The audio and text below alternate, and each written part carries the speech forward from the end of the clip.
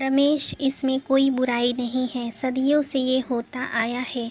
अब जिगर के परिवार को तुझे ही संभालना है। प्रिया पूरी ज़िंदगी तो अकेले नहीं काट सकती ना।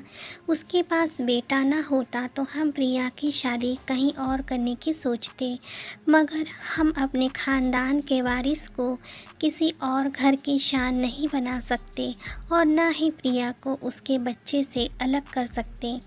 तुम दोनों की शादी हो जाएगी तो हमारा पोता घर में ही रहेगा, उसे बाप का साया भी मिल जाएगा और प्रिया का जीवन भी संवर जाएगा।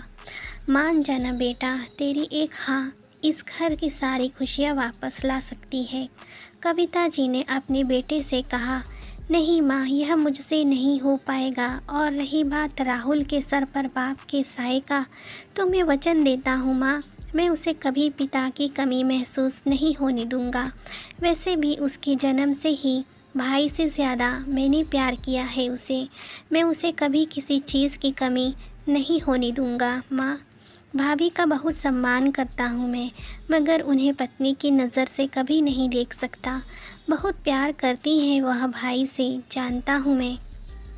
अगर भाभी ने मजबूरन मुझसे शादी कर भी ली तो वह भी कभी मेरे साथ खुश नहीं रह सकती। और माँ, एक बात बताइए, शादी की ज़रूरत ही क्या है? मैं बिना शादी किए इन दोनों का ख्याल रख सकता हूँ। जो भाभी रमेश भैया कहते थकती नहीं थी। मुझे भाई की जगह पर कैसे स्वीकारेंगी? वो पढ़ी लिखी हैं, नौकरी कर सकती हैं, कहीं भी नौकरी मिल जाएगी। मैं ऐसे रिश्ते में बंधने की मंजूरी कभी नहीं दे सकता जिसके लिए हम दोनों ही मन से तैयार नहीं हैं, रमेश ने दृढ़तापूर्वक कहा। सदियों से यही होता आया है रमेश। परिवार के सुख और शांति के लिए बड़े भाई के ना होने पर छोटे भाई को उसकी जगह लेनी पड़ती है, चाहे उसका मन हो या ना हो। तू समझता क्यों नहीं? मात्र 27 साल की है प्रिया, पहाड़ जैसा जीवन अकेले कैसे काटेगी? कविता जी ने नम आँखों से कहा। अकेले कहाँ है, हम सब हैं ना उसके साथ। और रही बात पूरे जीवन की, जब किसी भाभी खुद दिल और दिमाग से तैयार होंगी और मिलेगा कोई अच्छा जीवन साथी तो कर देंगे ना उनकी शादी। लेकिन अभी मजबूरन उनको मेरे साथ मत बांधो माँ, यह मेरे अंतिम फैसला है।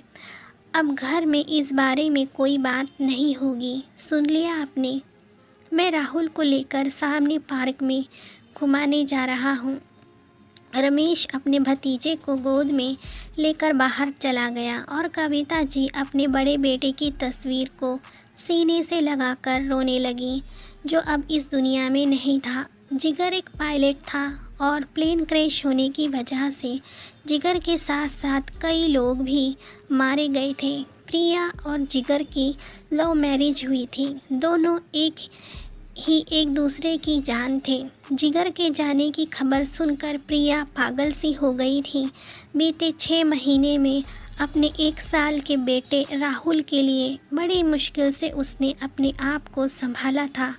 लेकिन जब से कविता जी ने प्रिया और रमेश के रिश्ते की बात की, तब से प्रिया बहुत बेचैन हो रही थी, टूट सी गई थी। उसने सबसे इस रिश्ते के लिए मना करने का बार बार प्रयास किया, लेकिन मायके और ससुराल वालों को सभी को बस यही समाधान लगा, उसका जीवन संवारने के लिए। क्योंकि हमारे समाज में हमेशा से यही होता आया है। प्रिया अपने आप को बड़ा ही असहाय महसूस कर रही थी। वह रमेश के साथ शादी करने के लिए बिल्कुल तैयार नहीं थी, लेकिन सब लोगों ने बेटे और समाज में शान से जीने के लिए एक यही रास्ता तय कर लिया था। प्रिया मना कर रही थी, लेकिन सब उसे ही समझा रहे थे। लेकिन आज जब उसने कमरे के बाहर खड़े होकर रमेश और कविता जी की बातें सुनी, तो उसके मन को बहुत सुकून मिला।